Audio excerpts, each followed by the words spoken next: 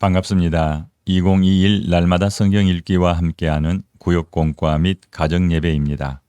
오늘은 로마서 15장 말씀에서 다시 생각나게 하라라는 제목으로 함께 말씀 나누도록 하겠습니다.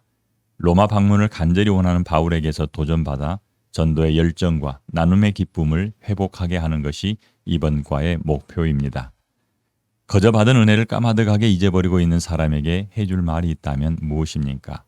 은혜로 얻은 것을 마치 자기가 일한 대가로 받은 것처럼 생각하는 사람이나 하나님께 거저 받았지만 마치 자기가 만들어낸 것인 것처럼 생각하는 사람들에게 해줄 말이 있다면 무엇입니까? 먼저 말씀 함께 듣도록 하겠습니다. 날마다 성경 읽기 로마서 15장. 믿음이 강한 우리는 마땅히 믿음이 약한 자의 약점을 담당하고 자기를 기쁘게 하지 아니할 것이라. 우리 각 사람이 이웃을 기쁘게 하되 선을 이루고 덕을 세우도록 할지니라. 그리스도께서도 자기를 기쁘게 하지 아니하셨나니 기록된 바 주를 비방하는 자들의 비방이 내게 미쳤나이다 함과 같으니라. 무엇이든지 전에 기록된 바는 우리의 교훈을 위하여 기록된 것이니 우리로 하여금 인내로 또는 성경의 위로로 소망을 가지게 함이니라. 이제 인내와 위로의 하나님이 너희로 그리스도 예수를 본받아 서로 뜻이 같게 하여 주사 한 마음과 한 입으로 하나님 곧 우리 주 예수 그리스도의 아버지께 영광을 돌리게 하려 하노라.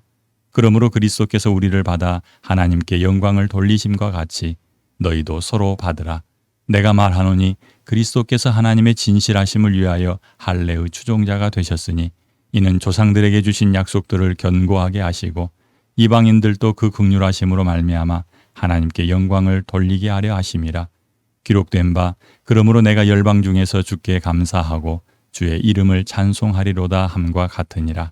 또 이르되 열방들아 주의 백성과 함께 즐거워하라 하였으며 또 모든 열방들아 주를 찬양하며 모든 백성들아 그를 찬송하라 하였으며 또 이사야가 이르되 이새의 뿔이 곧 열방을 다스리기 위하여 일어나시는 이가 있으리니 열방이 그에게 소망을 두리라 하였느니라. 소망의 하나님이 모든 기쁨과 평강을 믿음 안에서 너희에게 충만하게 하사 성령의 능력으로 소망이 넘치게 하시기를 원하노라. 내 형제들아 너희가 스스로 선함이 가득하고 모든 지식이 차서 능히 서로 권하는 자임을 나도 확신하노라. 그러나 내가 너희로 다시 생각나게 하려고 하나님께서 내게 주신 은혜로 말미암아 더욱 담대히 대략 너희에게 썼노니 이 은혜는 곧 나로 이방인을 위하여 그리스도 예수의 일꾼이 되어 하나님의 복음의 제사장 직분을 하게 하사 이방인을 제물로 드리는 것이 성령 안에서 거룩하게 되어 받으실 만하게 하려 하심이라. 그러므로 내가 그리스도 예수 안에서 하나님의 일에 대하여 자랑하는 것이 있거니와 그리스도께서 이방인들을 순종하게 하기 위하여 나를 통하여 역사하신 것 외에는 내가 감히 말하지 아니하노라. 그 일은 말과 행위로 표적과 기사의 능력으로 성령의 능력으로 이루어졌으며 그리하여 내가 예루살렘으로부터 두루 행하여 일루리곤까지 그리스도의 복음을 편만하게 전하였노라. 또 내가 그리스도의 이름을 부르는 곳에는 복음을 전하지 않기를 힘썼노니 이는 남의 터 위에 건축하지 아니하려 함이라. 기록된 바 주의 소식을 받지 못한 자들이 볼 것이요 듣지 못한 자들이 깨달으리라 함과 같으니라. 그러므로 또한 내가 너희에게 가려 하던 것이 여러 번 막혔더니 이제는 이 지방에 일할 곳이 없고 또 여러 해 전부터 언제든지 서바나로 갈 때에 너희에게 가기를 바라고 있었으니 이는 지나가는 길에 너희를 보고 먼저 너희와 사귐으로 얼마간 기쁨을 가진 후에 너희가 그리로 보내주기를 바람이라.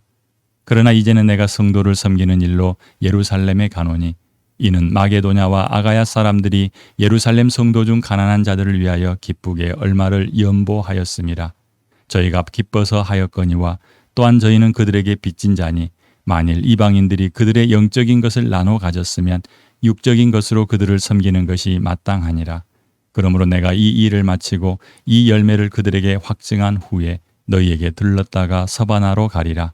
내가 너희에게 나아갈 때에 그리스도의 충만한 복을 가지고 갈 줄을 아노라. 형제들아 내가 우리 주 예수 그리스도와 성령의 사랑으로 말미암아 너희를 구원하노니 너희 기도에 나와 힘을 같이하여 나를 위하여 하나님께 빌어 나로 유대에서 순종하지 아니하는 자들로부터 건짐을 받게 하고 또 예루살렘에 대하여 내가 섬기는 일을 성도들이 받을 만하게 하고 나로 하나님의 뜻을 따라 기쁨으로 너희에게 나아가 너희와 함께 편히 쉬게 하라. 평강의 하나님께서 너희 모든 사람과 함께 계실지어다. 아멘. 로마서 15장을 읽으십시오. 그리스도인의 사회는 약육강식의 사회가 아닙니다. 그러기에 믿음이 강한 자가 연약한 자를 억누르거나 힘들게 하지 않고 오히려 약한 자의 약점을 담당해야 합니다. 또한 서로를 기쁘게 하고 선과 덕을 이루도록 힘써야 합니다. 이는 그리스도께서 그렇게 하셨기 때문입니다. 뿐만 아니라 서로를 용납해야 합니다. 이는 그리스도께서 우리를 받으셨기 때문입니다. 그리스도인들이 이렇게 살면 하나님께서 기쁨과 평강을 충만케 하시며 소망이 넘치게 하실 것이라는 사실을 암시한 구절은 어디입니까? 로마서 15장 13절입니다. 소망의 하나님이 모든 기쁨과 평강을 믿음 안에서 너희에게 충만하게 하사 성령의 능력으로 소망이 넘치게 하시기를 원하노라. 아멘. 그리고 사도 바울이 믿는 자들은 물질적으로 가난한 자들을 돕고 섬기는 것이 마땅하다고 말한 구절은 어디입니까? 로마서 15장 27절입니다. 저희가 기뻐서 하였거니와 또한 저희는 그들에게 빚진 자니 만일 이방인들이 그들의 영적인 것을 나누어 가졌으면 육적인 것으로 그들을 섬기는 것이 마땅하니라. 아멘. 그리스도인으로서 어떤 삶을 살아야 할지 배우지 않으면 전에 살던 방식으로 생각하고 행동하게 됩니다. 예수 믿기 전과 믿은 후 달라지는 변화는 어떻게 사는지 배움으로 시작됩니다. 1번. 그리스도를 본받아 살아가는 믿음이 강한 성도의 삶은 어떤 특징을 가졌습니까? 왜 성도는 그렇게 살아야 합니까?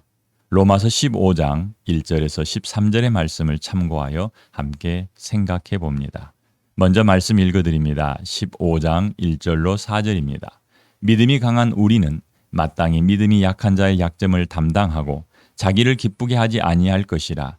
우리 각 사람이 이웃을 기쁘게 하되 선을 이루고 덕을 세우도록 할지니라.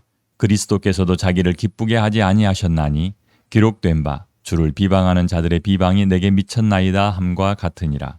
무엇이든지 전에 기록된 바는 우리의 교훈을 위하여 기록된 것이니 우리로 하여금 인내로 또는 성경의 위로로 소망을 가지게 함이니라. 아멘. 한 마음과 한 입으로 하나님께 영광을 돌리는 삶은 성도가 마땅히 살아야 할 모습입니다. 그리고 이러한 삶의 가장 좋은 모범은 예수 그리스도께서 보여주셨습니다. 주님께서는 하나님의 뜻을 알고 행하심으로 하나님께 영광이 되셨습니다. 우리를 향한 하나님의 계획을 아시고 기쁨으로 자신의 일로 받아들이셨으며 그 계획을 이루기 위해 사람이 되셨습니다. 또한 죄덩어리인 나를 받아 하나님께 드림으로 하나님의 영광을 드러내셨습니다.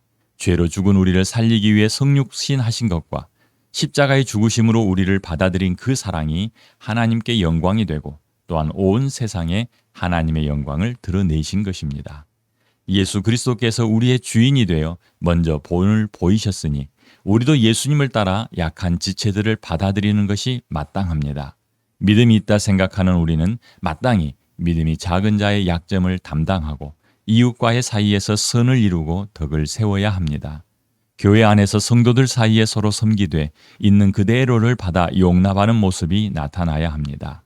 그리고 믿음이 있다고 생각되는 사람부터 본을 보이되 주님처럼 살아내야 합니다. 예수 그리스도를 본받아 서로를 받아들이는 삶을 사는 것이 성도의 삶입니다.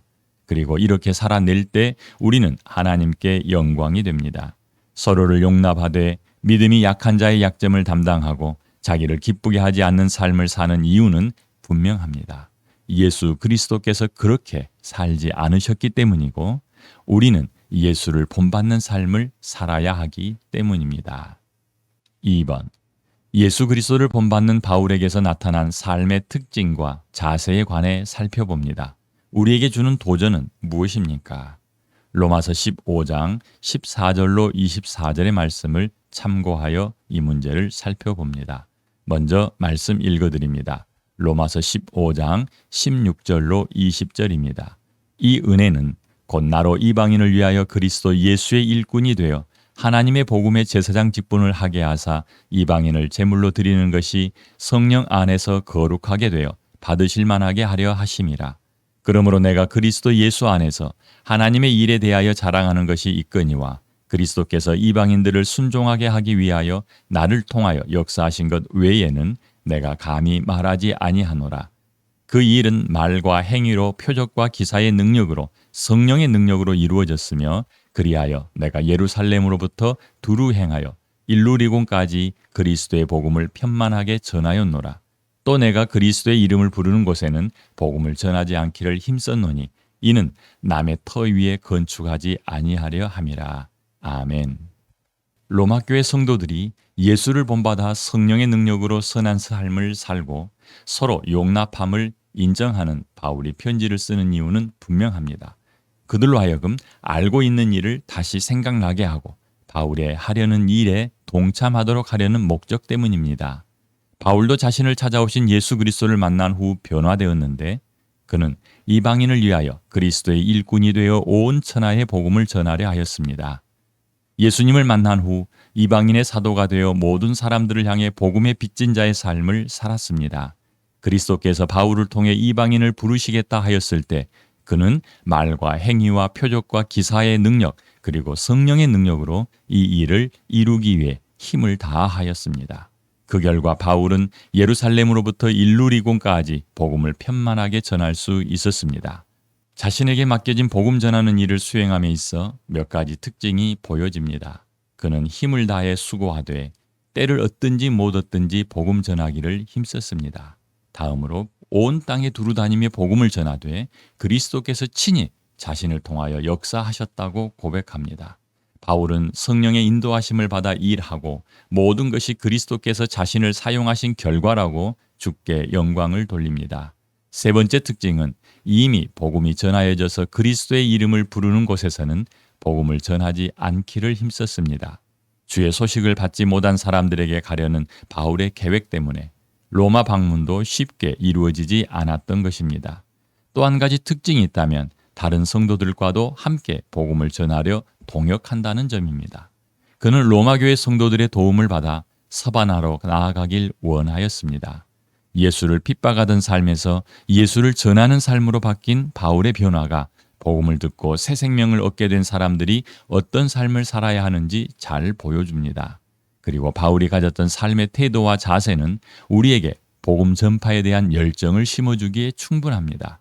먹든지 마시든지 무엇을 하든지 우리 삶이 주의 복음 전하는 것과 연관되기를 원합니다. 3번.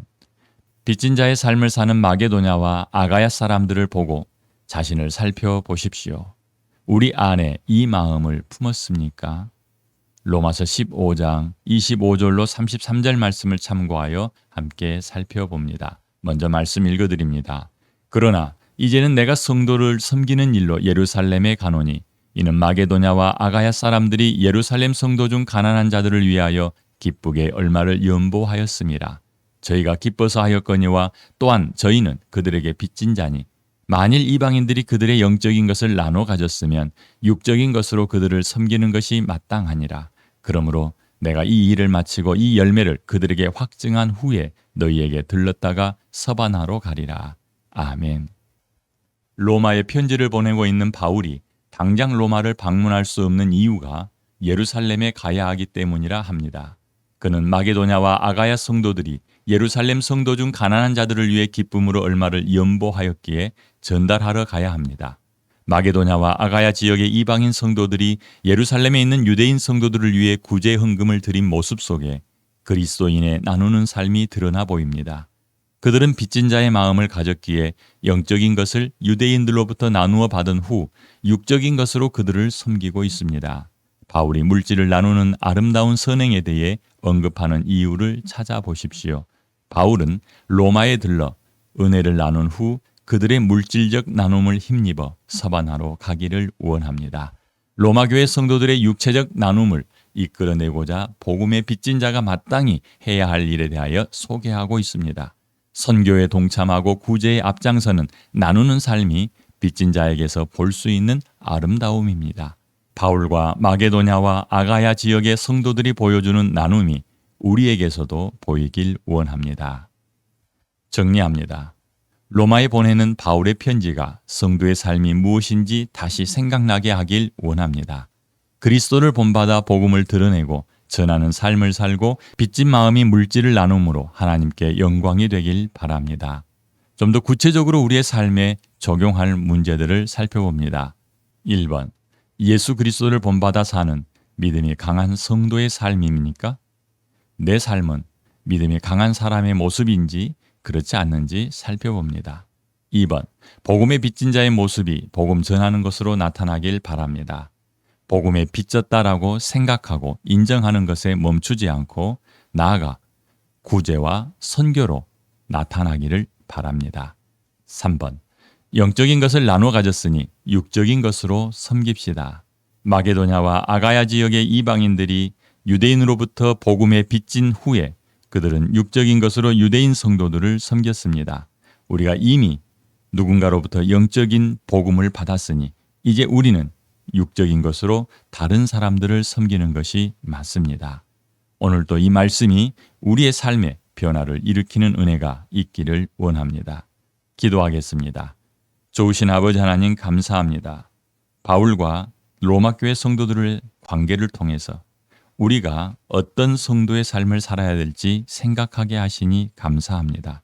하나님, 우리는 이미 복음에 빚진 자들입니다. 이제 우리가 해야 할 일은 육적인 것으로 다른 사람들을 구제하고 또한 복음을 만방에 선포하는 일입니다. 하나님, 이 일을 게을리하지 않게 하시고 때를 얻든지 못 얻든지 드러낼 수 있도록 우리를 도와 주시옵소서.